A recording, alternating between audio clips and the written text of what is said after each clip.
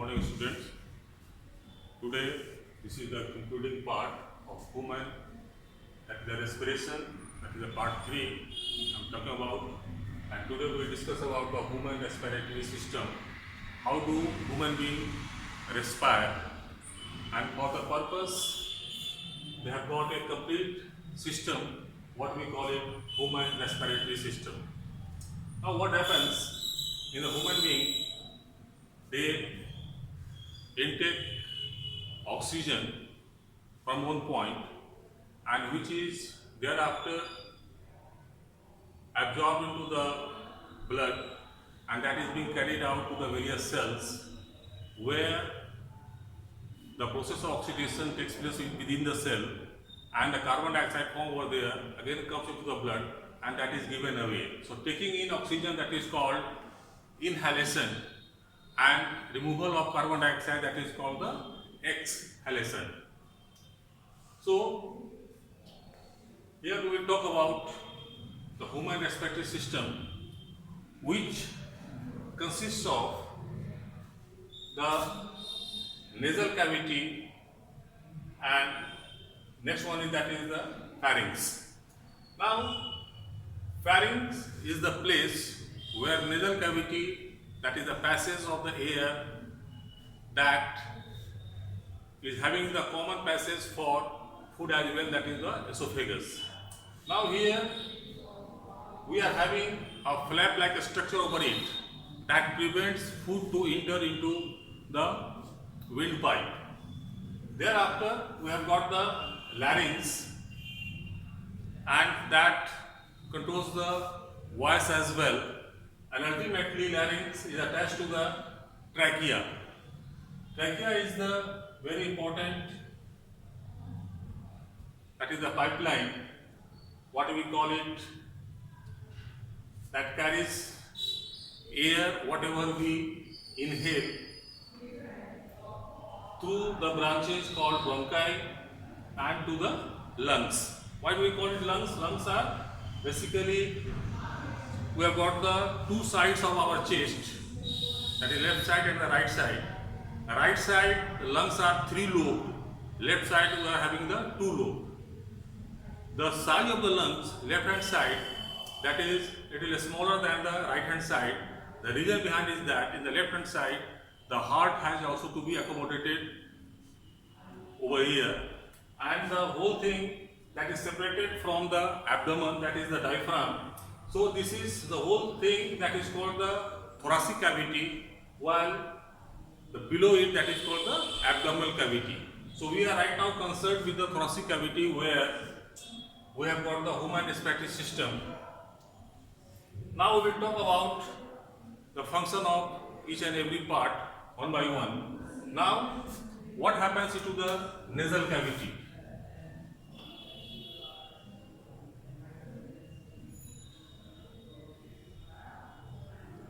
Nasal cavity is having, that is air and mucus.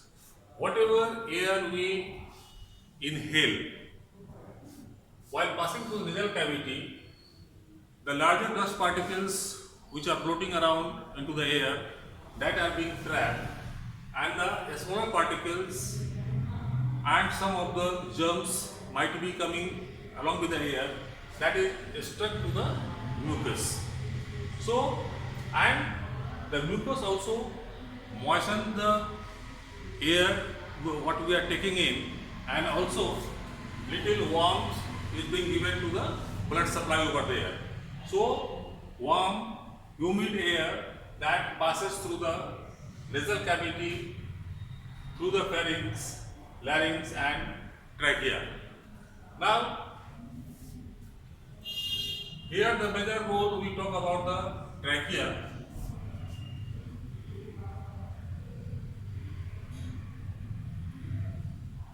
It is a muscular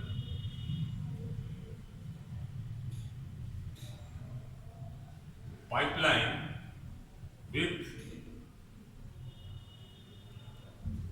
layer of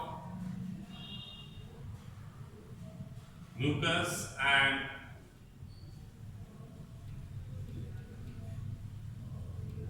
supported with ciliated epithelium. Now what happens over here? When the wind passes through the trachea, and in the trachea this mucus and the cilia, what is being done over here? Suppose this is there are two layers of mucus over here, that because of the ciliary movement, this layer goes down and this layer goes up, and this ultimately goes into the esophagus, where from that is being removed. Why this movement is there? Because whatever air coming in a spite of the filtration into the nasal cavity, the many germs and the very minute dust particles might be there, which is stuck into the mucus, and these are to be removed from here, and that has to go away to our alimentary canal. Apart from since it is a muscular, naturally they are likely to get collapsed, and once it is getting collapsed, what happens? This will block the passage of the air into it. Now once the air passage is blocked, the air will not pass, and ultimately we will not be able to respire. So for this reason, the trachea is supported with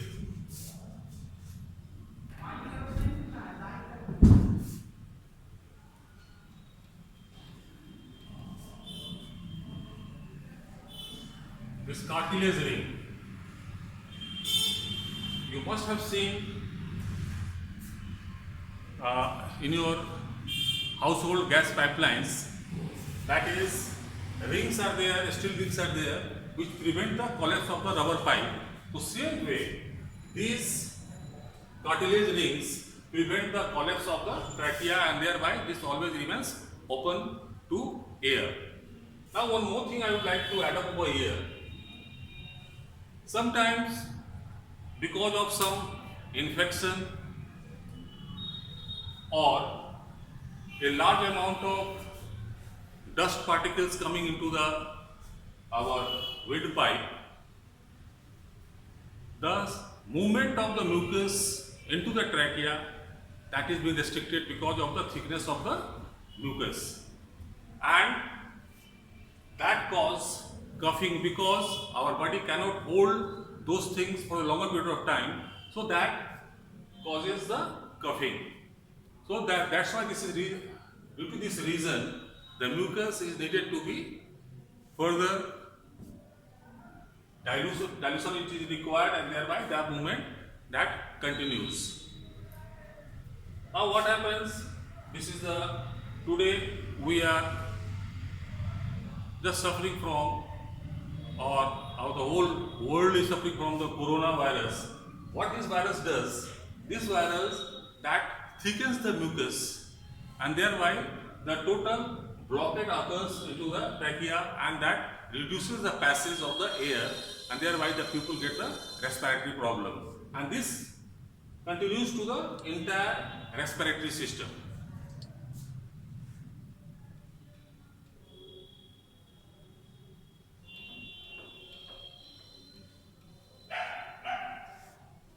Now trachea is further divided into two parts, what we call it bronchi. Each one is called the bronchus, and bronchi is further divided into many branches, that is called the bronchioles. So through these bronchioles, the air enters into the lungs. What exactly is there inside the lungs? Lungs have got the small air sacs, what we call alveoli.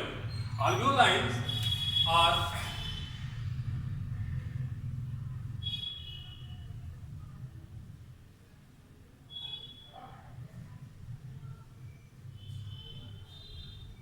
the single line epithelial, squamous epithelial cells.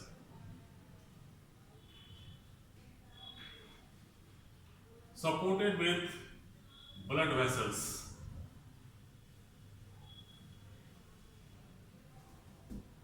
So whatever air is coming ultimately into the alveoli, the single one, what we call it alveolus, it has got oxygen,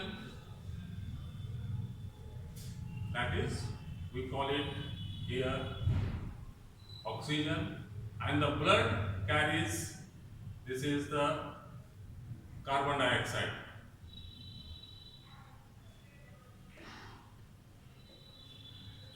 So due to less concentration of the incoming blood of oxygen and high concentration of carbon dioxide, there is the exchange of the gases.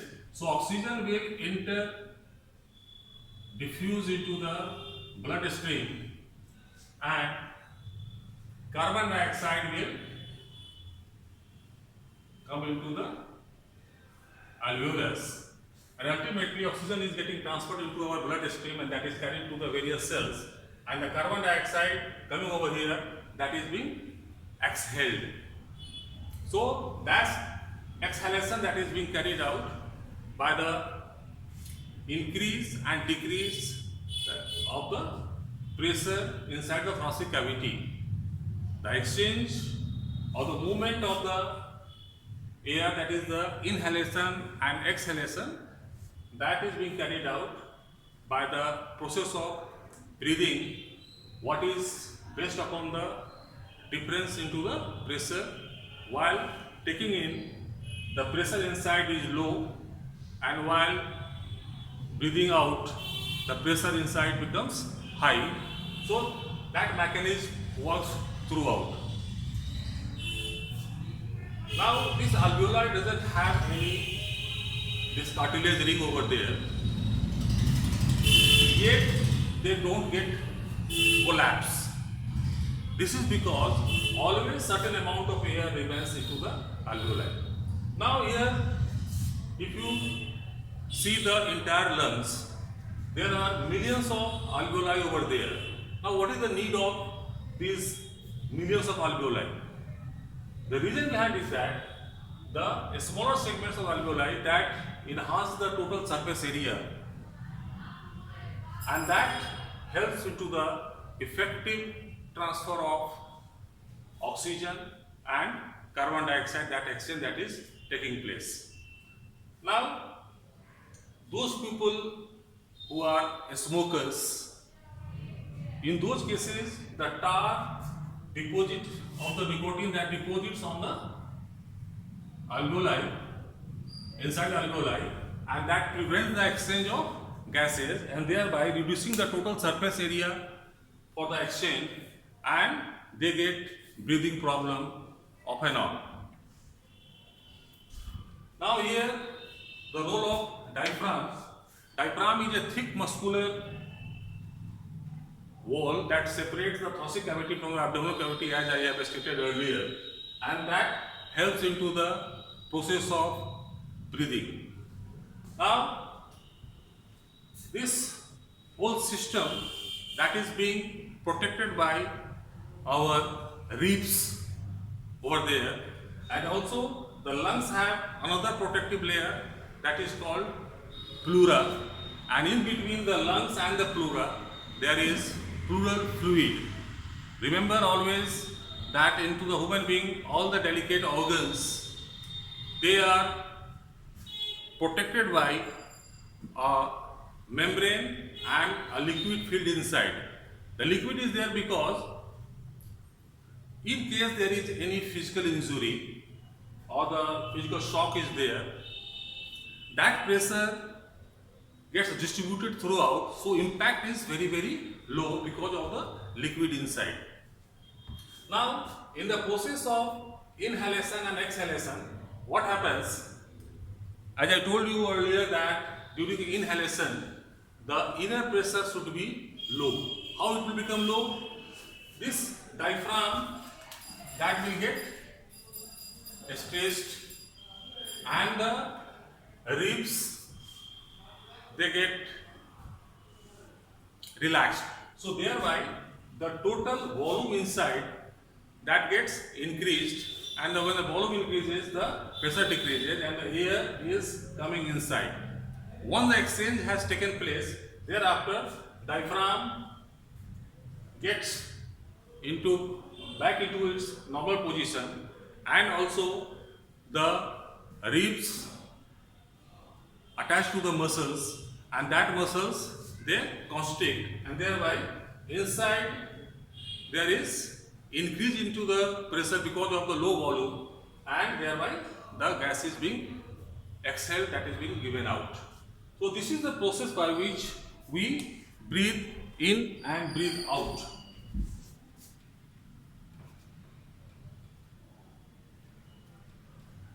Now I would like to give you some of the facts related to the respiration or our respiratory system. Normally, in each cycle of breathing, we take in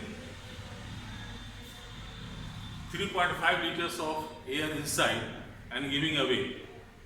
But by practice, we can have more air inside, and especially athletes, they require more oxygen because they carry out a large amount of physical work over there.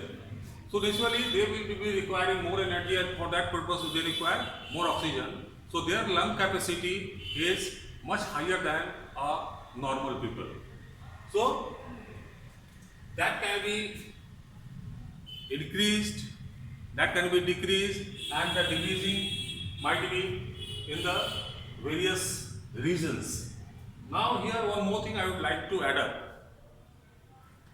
Sometimes you must have felt while taking food, if you start talking or laughing, suddenly you start coughing. Why this is so? Because here into the pharynx part, that is the flap that prevents the food to enter into the trachea, and while you are talking about or laughing, the flap that gets opened up, and certain food particles they enter into the trachea, which is not meant for that. That is meant for air only. So thereby, once unwanted material come inside, the body system is there, those substances are to be removed.